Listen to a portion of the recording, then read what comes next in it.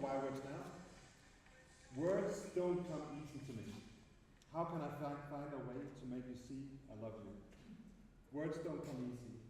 Words don't come easy to me. This is the only way for me to say I love you. Words don't come easy. These are lyrics from the song Words by the singer-songwriter F.R. David. And F.R. David is also the name of a periodical founded by Will Holder in 2007, and in recent years co-published with KW in Berlin.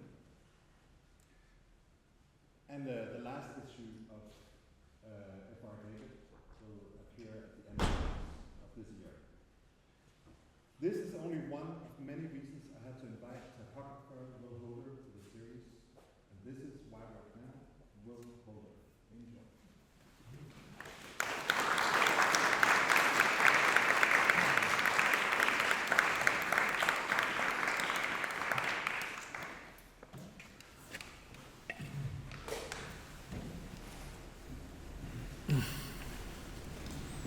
Thank you, Simon.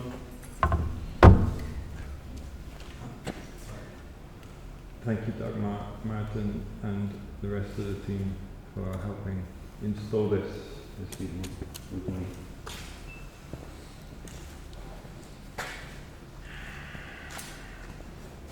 Great.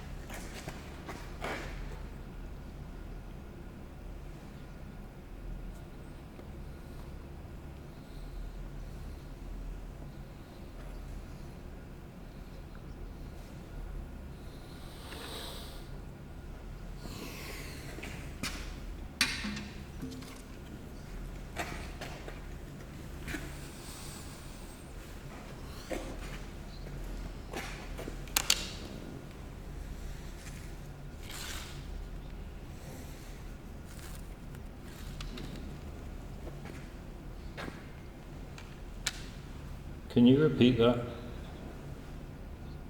The question part. Yeah.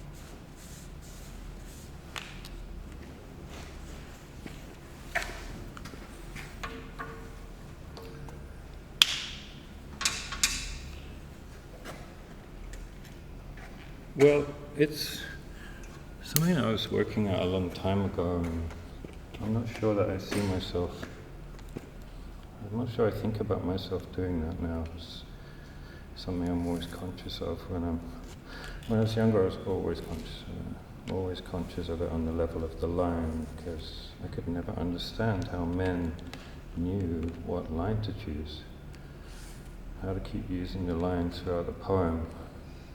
Somehow they knew exactly what a line was, what line was suited to them, and how to put the lines together in a poem. I was completely bewildered by this. So I just looked around and I saw all these different lines. There were millions of lines. And how did they know? How did they know which line to use? And I became rather pissed off about this, actually. And I decided to go at the line very arbitrarily. One of the things that I did was I wrote straight across in my notebooks, and where the writing broke, that would be the line break. I wrote a number of poems like that a number of years.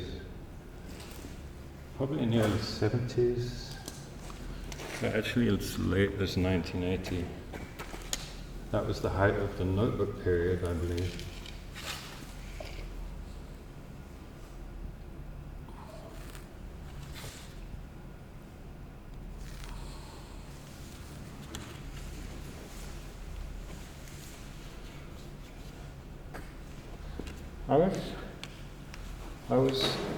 There were a lot of people around me who were my age, and some of them were men.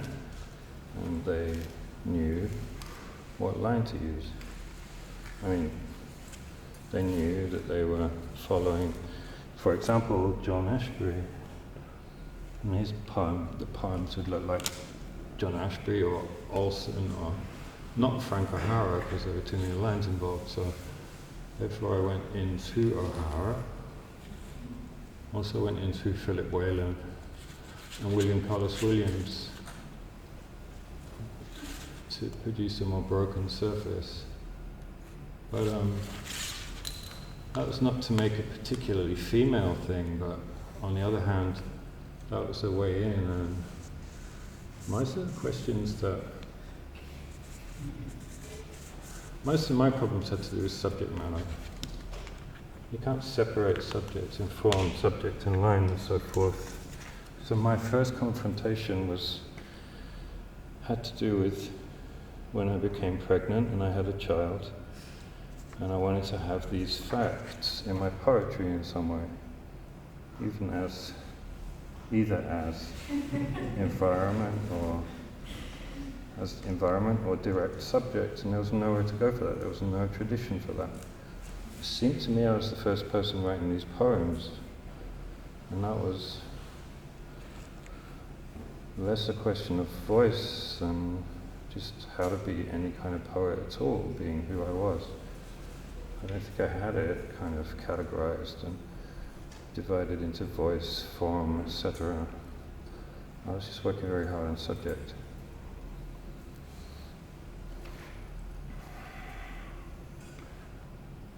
They knew in their bodies.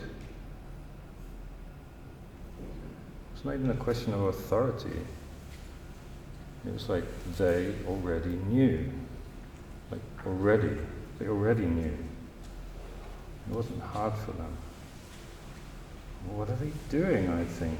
What are they doing? Why are they doing this? Why is this guy writing like Creeley? And then I tried to write like Creeley, but the first poem, I tried to write like Creeley, but I didn't try anymore because I couldn't. It was too weird to make those little lines. I hadn't even known you'd make those little lines. And then a long line. That seemed more possible for some reason, because I could hear myself talking, and the sentences ran on, and I had a lot to say, and I had to put in a lot of little words that, again, there's a natural connection between me and O'Hara. Also, I connected with his sensibility. He had an extremely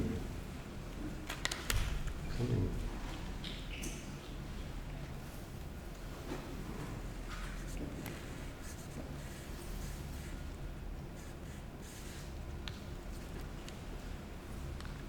No, not at all.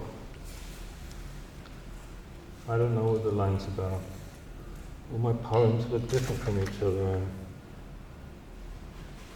it's always a great puzzle. I'm really worried about the way I'm writing now. Been too wordy for the last 5 years, and I'm trying to figure out a way not to produce so many words. Because I want to go on for another 25, 30 years, so I can't. Somehow I just can't keep making books. Or can I? I don't know.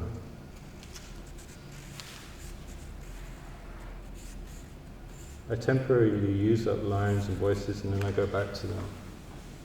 I don't think I've ever found a line. But I found a lot of different lines. Yes.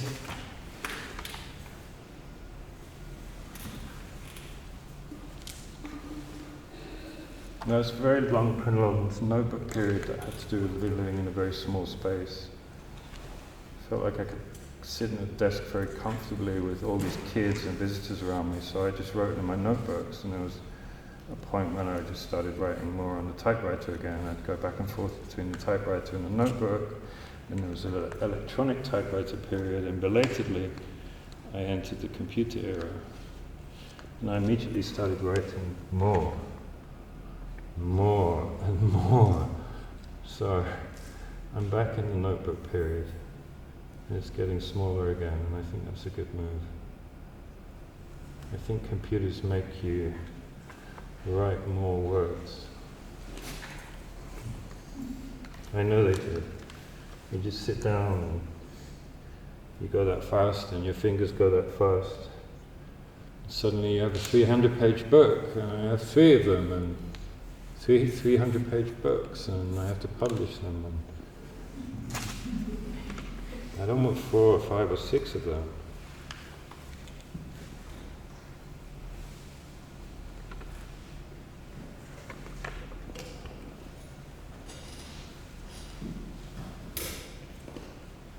It was written in a notebook, actually. It was written in trance state. It was written using self-hypnosis, and in order to do that, I had to plant myself in a particular chair and make myself go into a trance, and then come out of it, and then write down a few lines and go back into it, and that's a very definite project. And then it would get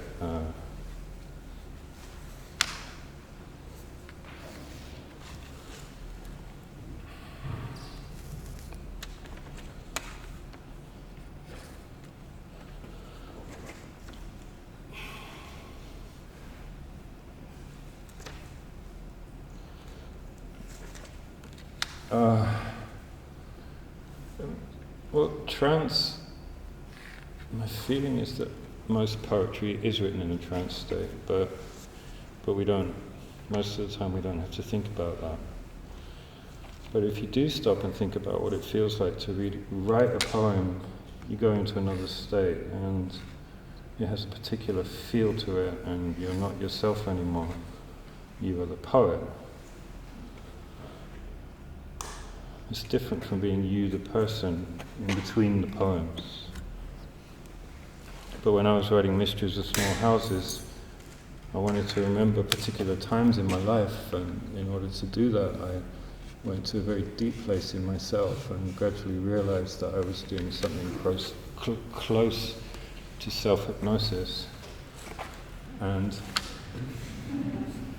after that, I went after that state more deliberately using some of the cruder self-hypnosis methods. After that, I used the same methods to write Disobedience. Because I had a character structure going that, I'm just going at it in too many different directions.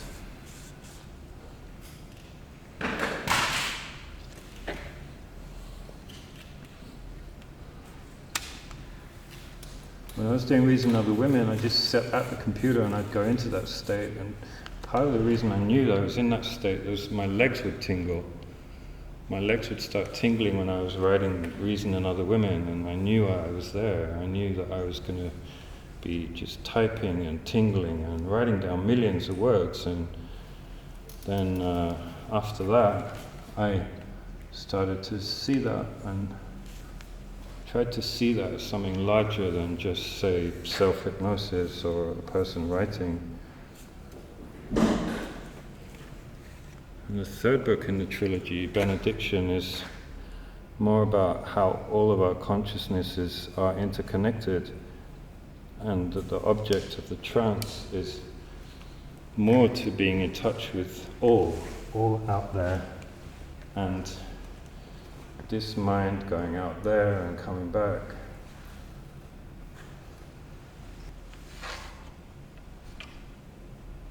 Well, I think disobedience is probably best to begin with disobedience, because in disobedience what I technically wanted to do was use all of the techniques that I'd been using in the same poem. I wanted to use narrative, I wanted to use sense of the first person singular being personal. I wanted to use dream and trance techniques. I wanted to use all of them in the same poem, and somehow in the course of this poem I began to investigate everything and throw it all away. I threw everything away, and that's why it's called disobedience. I realized I couldn't go along with anything, and I couldn't go along with anything whatsoever at all. I had to reinvent it all for myself. I couldn't do the given religions, I couldn't do the given feminisms, I couldn't do the given... There's a long passage that explains it better, but more and more as I wrote Disobedience, I discovered I couldn't go along with government or governments or conservatives or centrists or radical poetics, and certainly not other poetics, or with other women's feminism or any fucking thing at all. Or belonging to any of it was only an infringement on my liberty, a veil over clear thinking. So that's what disobedience is about. It's about throwing it all away, and I think at the end of it, it posits everyone having a religion of one.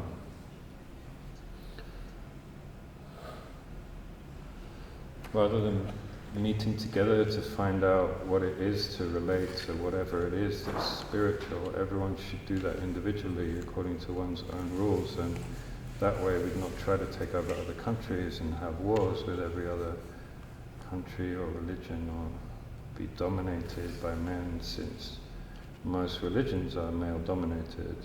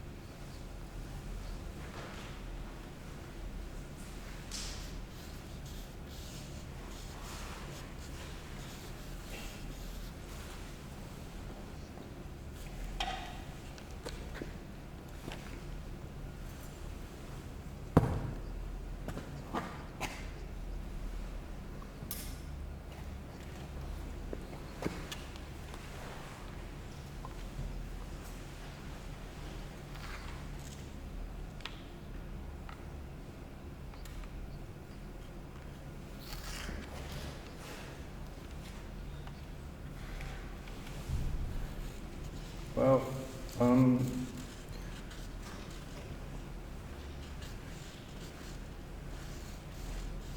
do what?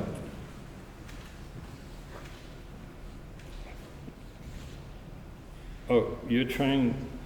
Oh, will you remember your question? Because I might not remember it. I have trouble remembering these questions. And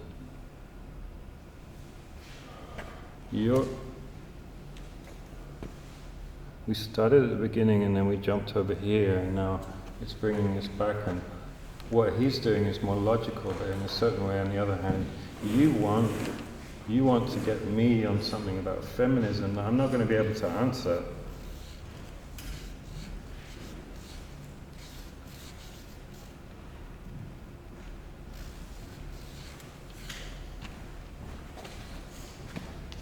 I'm not going to be able to say what the other women's feminisms are because I can't remember.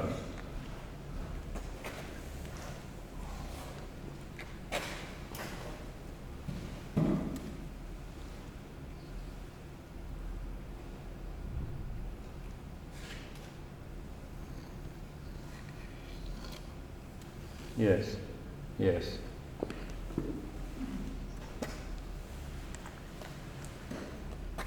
Mm-hmm.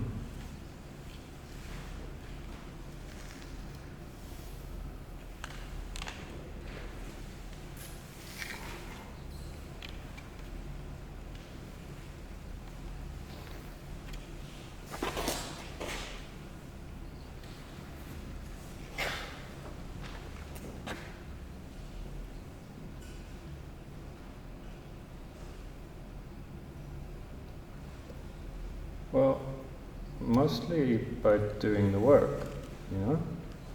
Being involved in a poem, you can't be involved in doctrine. The poem takes over, the poem tells you what it is, and it leads you. And any point where you're writing a poem, poetry is not doctrine.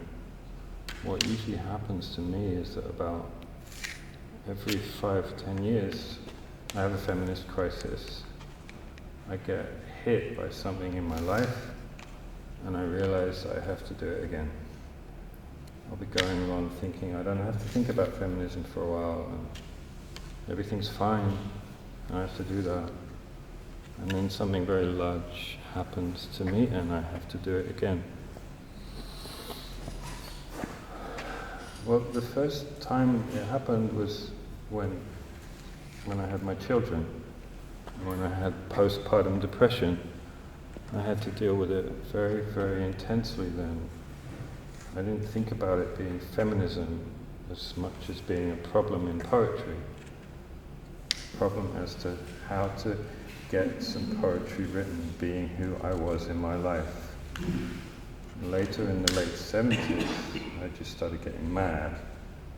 I remember there was a period I'd throw books across the room. Throw books across the room. Because of man. I live in a country that does this consistently. That's what it's like in French. Everything is il and le. I don't throw things across the room anymore. I've just given up on that, but the most intense time was after my brother died, and that was really crushing. That was completely crushing. I truly had to rethink everything. And at that point I realized the entire world was constructed by men, and everything. The table was constructed by men. The idea that there was a table seemed to be a male thing. And I couldn't think of anything that wasn't a man. Everything was a man, except in the spoken word.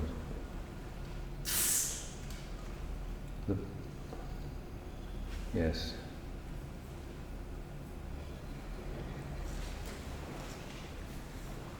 We were both,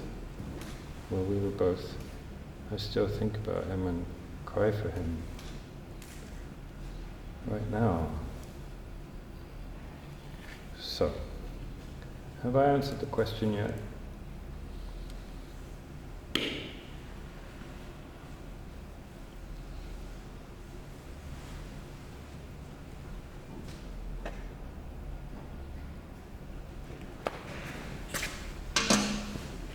I think I remember it. It was about being connected with the New York school.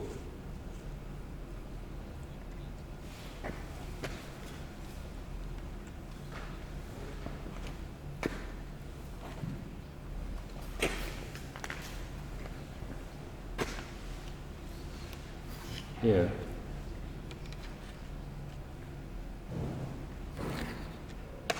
Yeah. Yeah. Yeah. Yeah.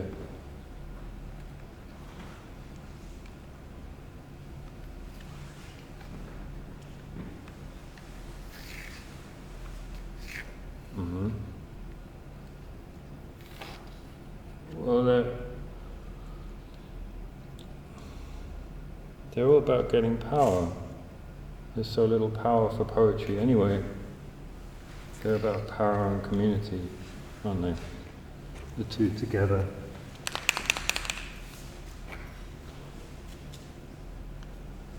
There's so little turf inside poetry itself, and people are always trying to get turf, and if you have a movement, then you can make noise and call attention to yourself, but I can't think of any female poetry movements, really.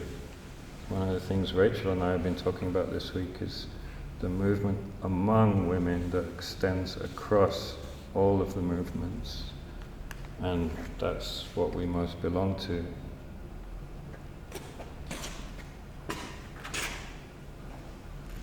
In New York school I married Ted, and I didn't live in New York for a while. We were traveling around, and I lived in Chicago and San Francisco and often in Britain, and I didn't make it back to New York until about 75, 76. And then I spent say 5 or 6 years being inside that, I suppose was the second generation New York school community, but it was already dissolving, and somewhere around the edges it was an afterwards. But it was very nice, it was very pleasant, there were a lot of people in it, and again, things would happen to me that the aesthetic couldn't cover. When I wanted to write about postpartum depression, it was too heavy. It was too heavy for the New York school. It wasn't heavy for Ted. Ted was extremely supportive and helpful, and with regard to anything I wanted to write. I showed the manuscript to someone else that I won't name, and he said, "I think you should lighten up." Right.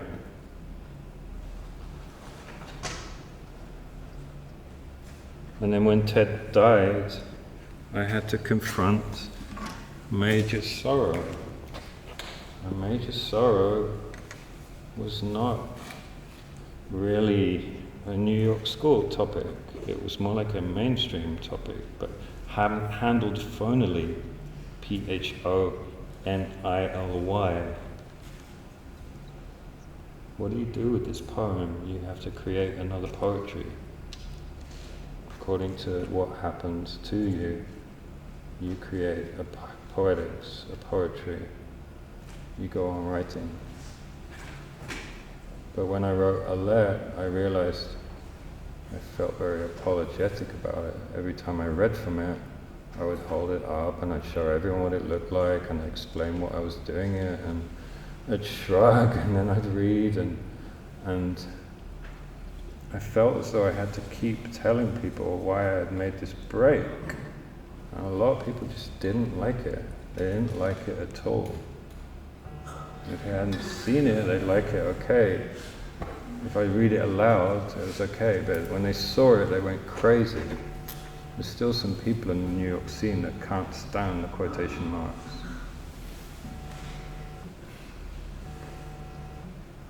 Because they won't give themselves up to the poem.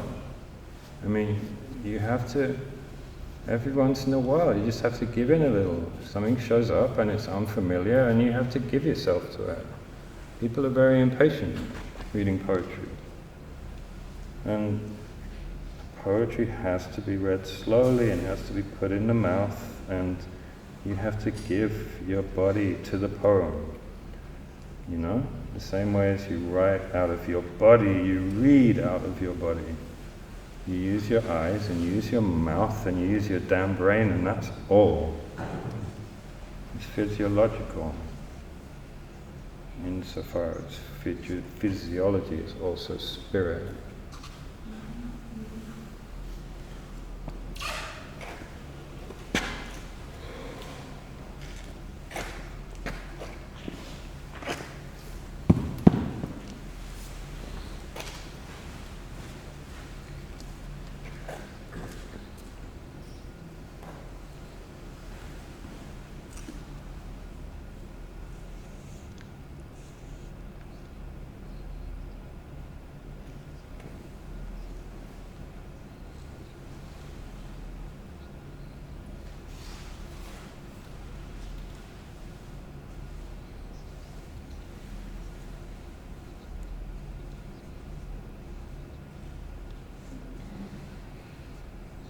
I sometimes conceive of experience as being poetry, and everything out there being poetry, and reality consisting of millions of tiny intersecting poems. Like, reality is poetry, and one is tapping it to write poems. And I find it hard to separate poetry and living in a way. I think they're the same thing. And emotion, I don't know, I'm not sure it's a good thing to separate emotion out from all the other things it's connected with. Emotion and reason are the same thing for me. There are extremes of motion and there are extremes of reason. And in between there's a continuum where emotion and reason are the same thing. And sometimes it seems to be something like a substance, like Grex or something. I don't know if that makes sense.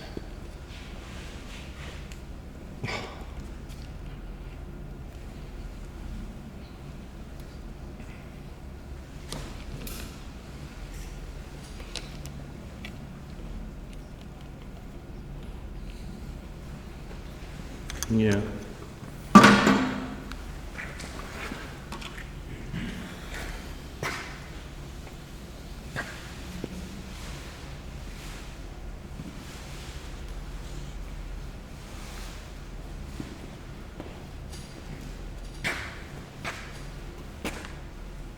There's something about, it's less emotional than that one's concentrating on something unpleasant. The idea that there's these very unpleasant things in life and they actually happen to one. There's a whole category of them that happen to women. It's more like that. This person has since become someone different from that. That's why I'm not naming him, because he grew up too. And we all changed. But certain parts of the New York school didn't like to face the unpleasant. They liked to concentrate on joy and light and beauty and humor. And I was thrown out of that world. I had postpartum depression and I was completely cast out of the world of joy and light and beauty. And I had to crawl back. And the only way I could crawl back was by trying to name what had happened to me, trying to find language for it.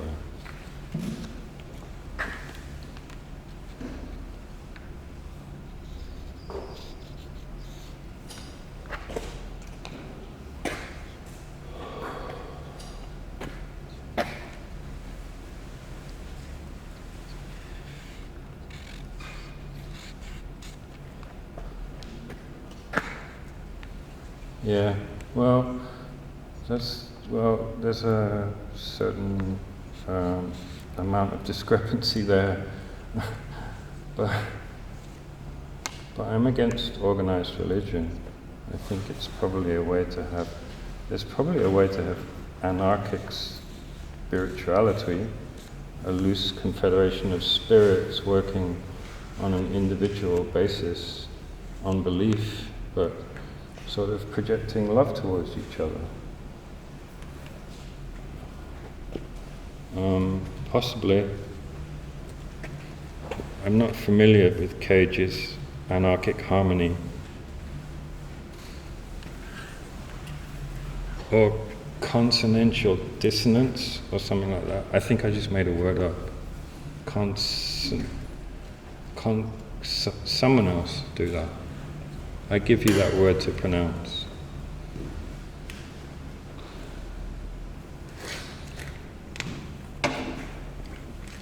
At the end of everything that has been made, all of the ways of being and thinking that have been suppressed are allowed to rise again. No one knows what they are anymore.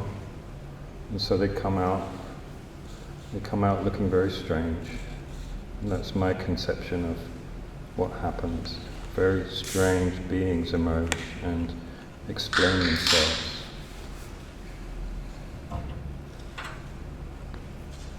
They're from before reality became deformed.